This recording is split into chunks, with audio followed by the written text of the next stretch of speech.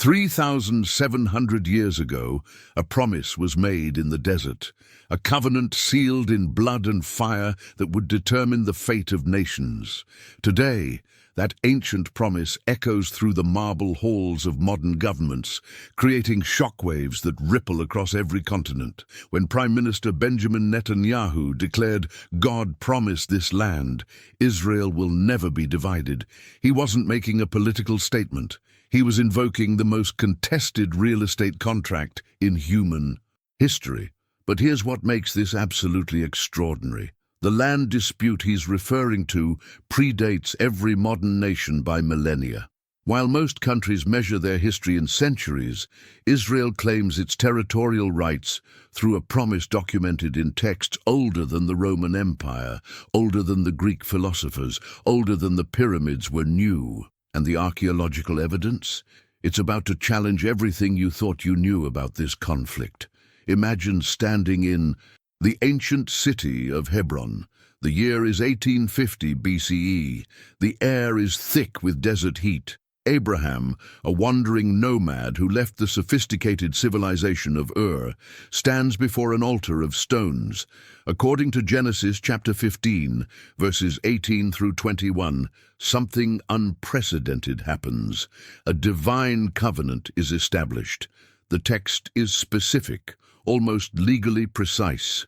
"To your descendants I give this land, from the river of Egypt to the great river, the Euphrates." Not a vague promise. A detailed land grant with geographical boundaries. The Kenites, Kenizzites, Cadmonites, Hittites, Perizzites, Rephates, Amorites, Canaanites, Girgashites, and Jebusites. 10 nations, specific territories, a contract written in the stars.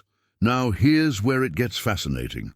In 2019, archaeologist Dr. Yosef Garfinkel from Hebrew University uncovered something extraordinary at Khirbet Qeiyafa, a fortified city dating to 1020 BCE, exactly the time of King David. The discovery included an ostracon, a pottery shard with ancient Hebrew writing, proving that a centralized Hebrew kingdom existed precisely when the Bible said it did.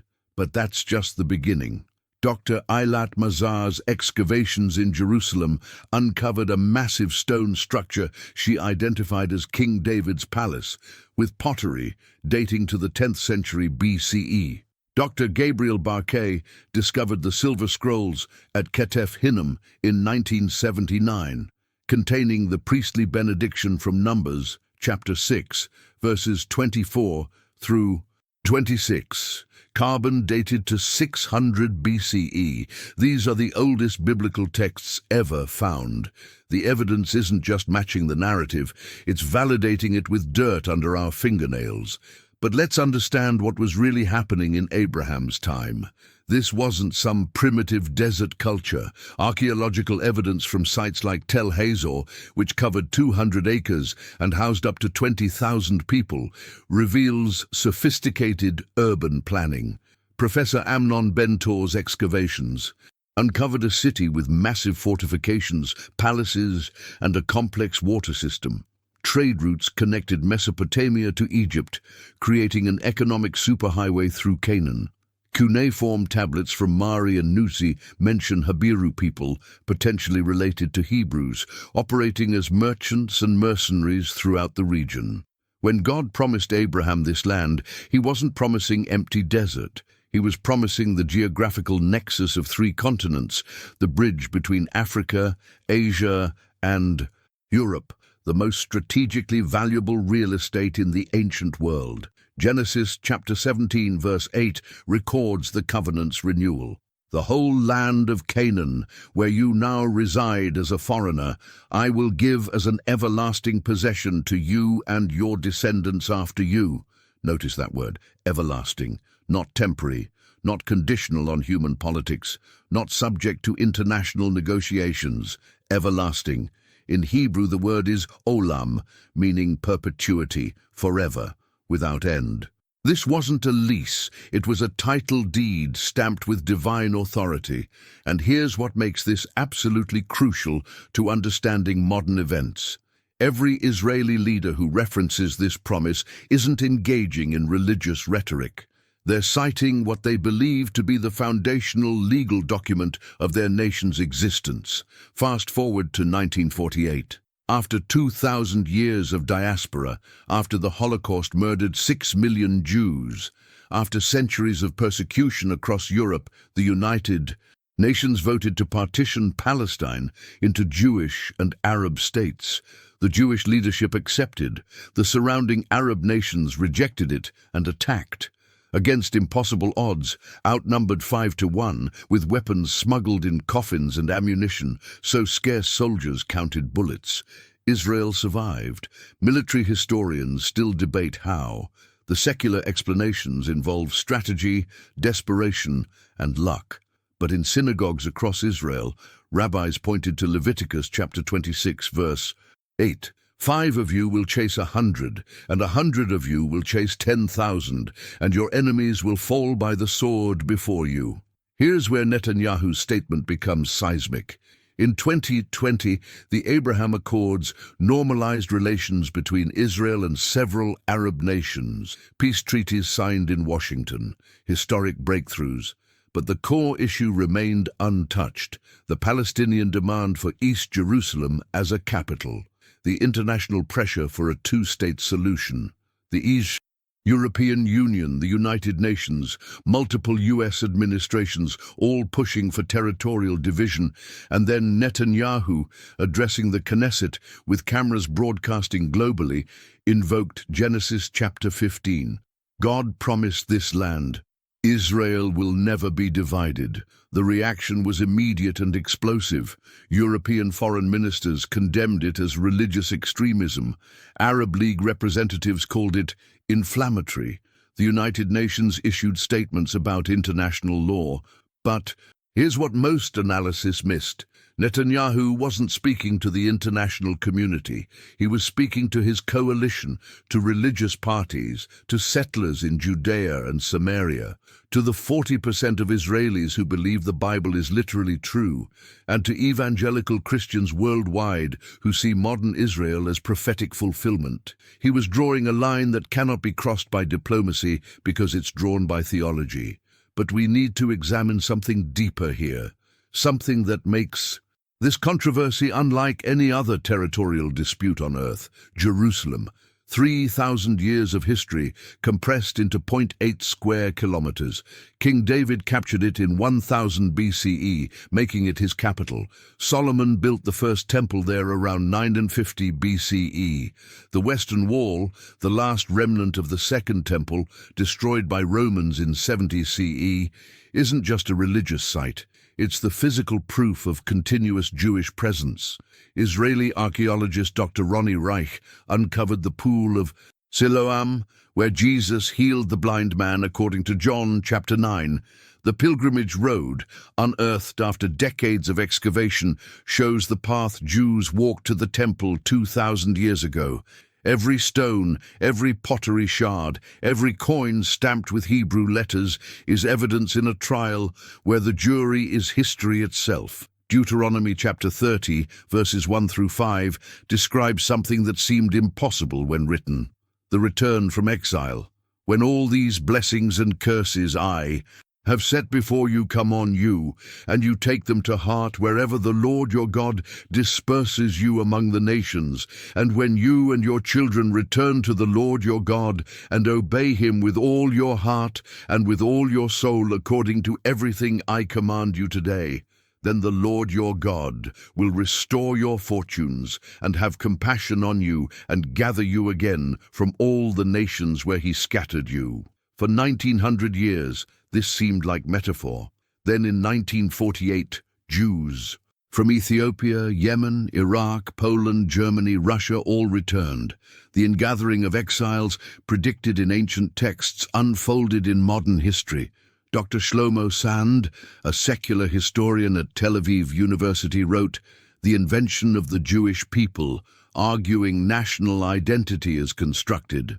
But even he couldn't explain away the fact that Jews scattered across 70 nations maintained distinct identity, preserved ancient language, and returned to the geographical location their scriptures specified. Now here's the paradox that's tearing the world apart. International law, established after World War II, prohibits acquisition of territory by war. The Fourth Geneva Convention addresses occupied territories. United Nations Resolution 242 calls for Israeli withdrawal from territories occupied in 1967. The International Court of Justice issued advisory opinions on settlements. Every legal framework created by modern nations says Israel must divide, must withdraw, must compromise. But Israeli religious nationalists point to a different law, the Torah, given at Mount Sinai in 1280 BCE according to traditional dating. And they ask a question that cannot be answered by secular jurisprudence. If you believe in God, and you believe He gave this land as an eternal covenant, can human laws override divine command? Let me show you how this plays out on the ground. The settlement of Hebron. According to Genesis chapter 23, Abraham purchased the cave of Machpelah as a burial site for Sarah, paid full price, 400 silver shekels to Ephron the Hittite, witnessed transaction, legal deed. Buried there are Abraham, Sarah, Isaac, Rebekah, Jacob, and Leah, the patriarchs and matriarchs. In 1929, Arab riots massacred 67 Jews in Hebron, ending the ancient Jewish community. After 1967, Jewish families returned, citing biblical ownership rights. Today, 800 Israeli settlers live among 200,000 Palestinians in Hebron. The city is divided. Checkpoints, barriers, soldiers patrolling streets where Abraham walked. The international community calls it illegal occupation. The settlers call it biblical fulfillment. Both cannot be right, yet both believe passionately they are. Isaiah chapter 62, verses 1 through 5 contains a prophecy that makes believers shiver. For Zion's sake I will not keep silent. For Jerusalem's sake I will not remain quiet, till her vindication shines out like the dawn, her salvation like a blazing torch. The nations will see your vindication, and all kings your glory. You will be called by a new name that the mouth of the Lord will bestow. You will be a crown of splendor in the Lord's hand, a royal diadem in the hand of your God. No longer will they call you deserted, or name your land desolate, but you will be called Hephzibah, and your land Beulah.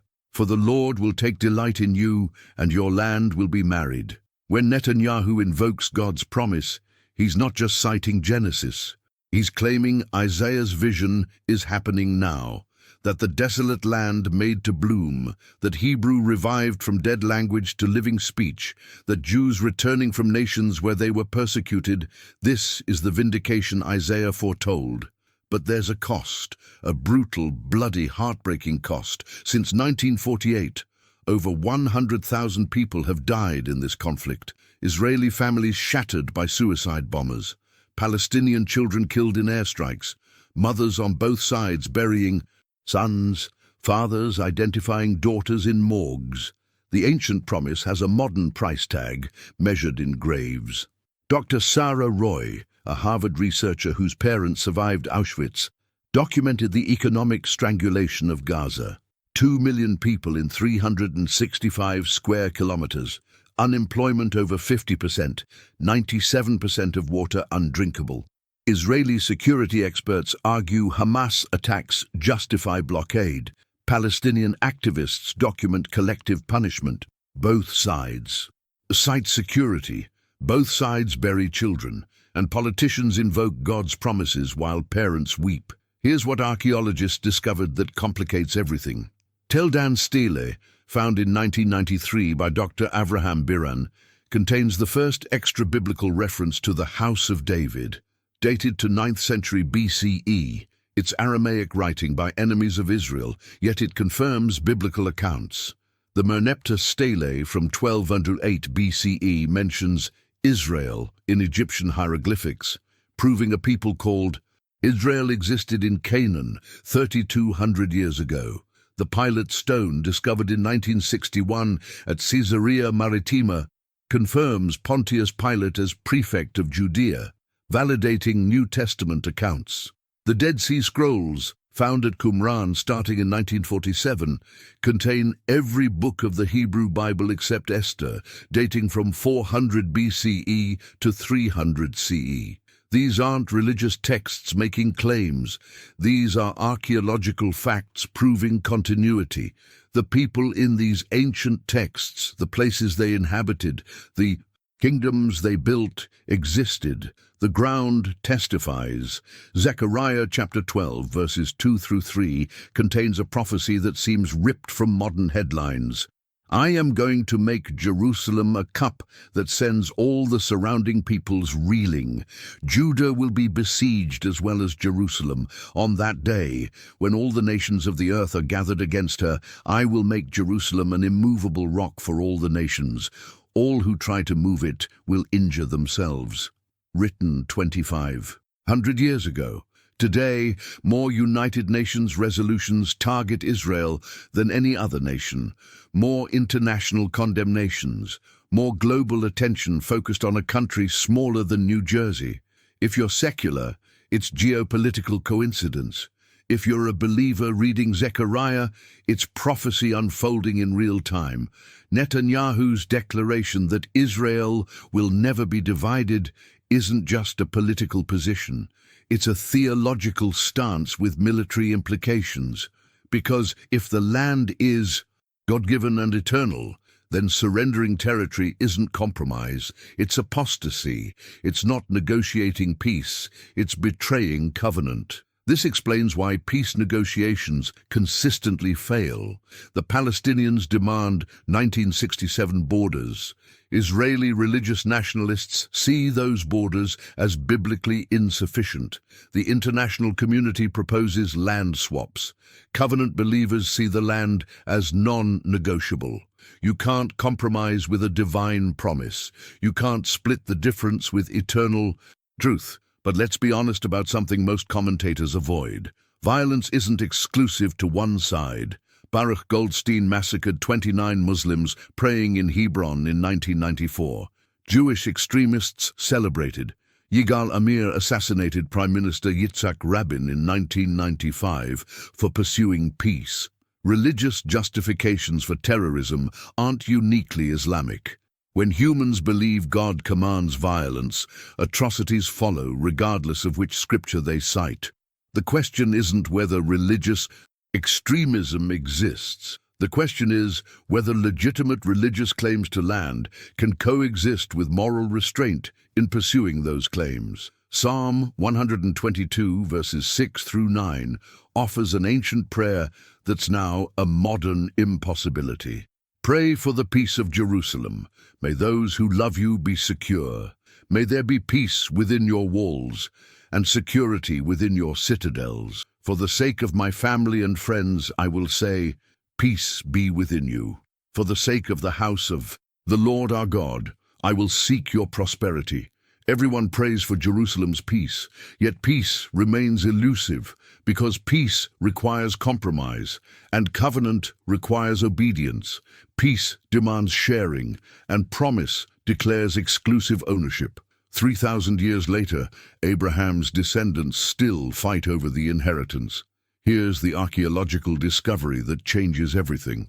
In 2009, Dr. Eilat Mazar uncovered a wall in Jerusalem she dated to Solomon's era. Critics disputed the dating. Political implications were obvious. If it's Solomon's wall, it proves Jewish kingdom existed exactly as Bible describes. If it's later construction, it weakens historical claims.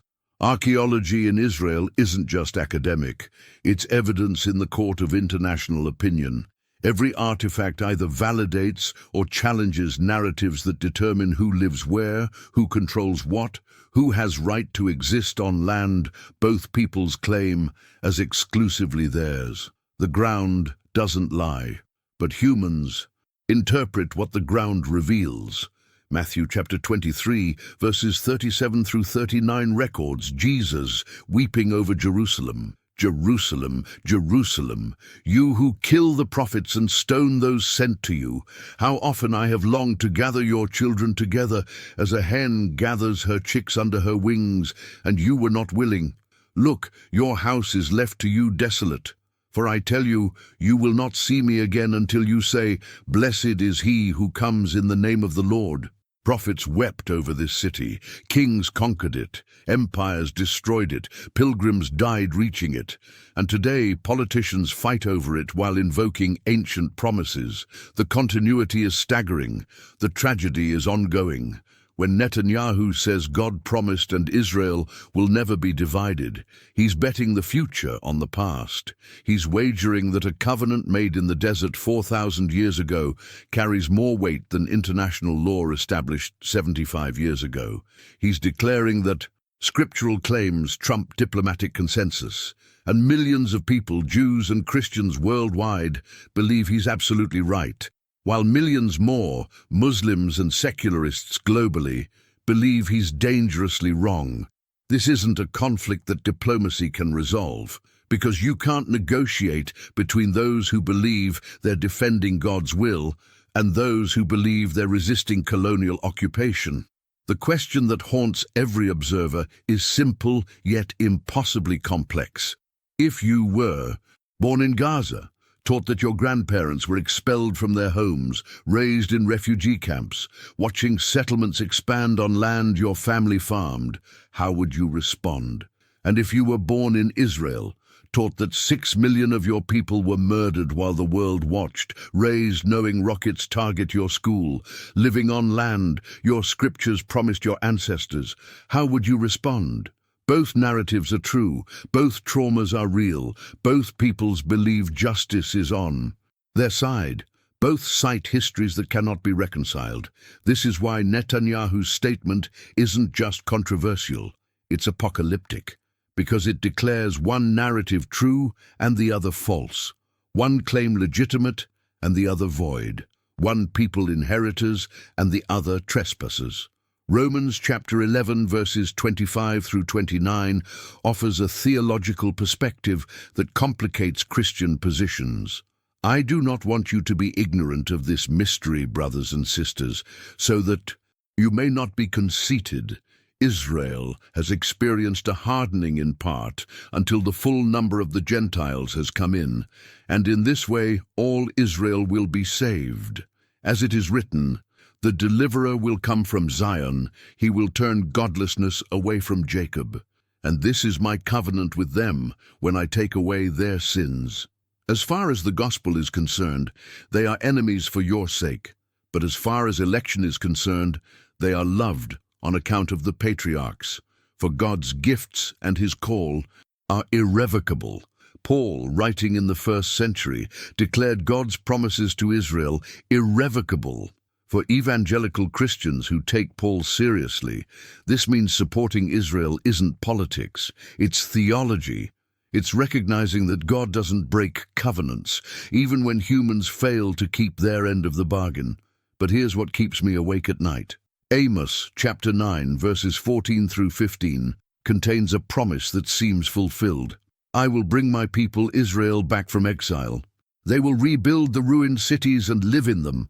They will plant vineyards and drink their wine. They will make gardens and eat their fruit. I will plant Israel in their own land, never again to be uprooted from the land I have given them, says the Lord your God.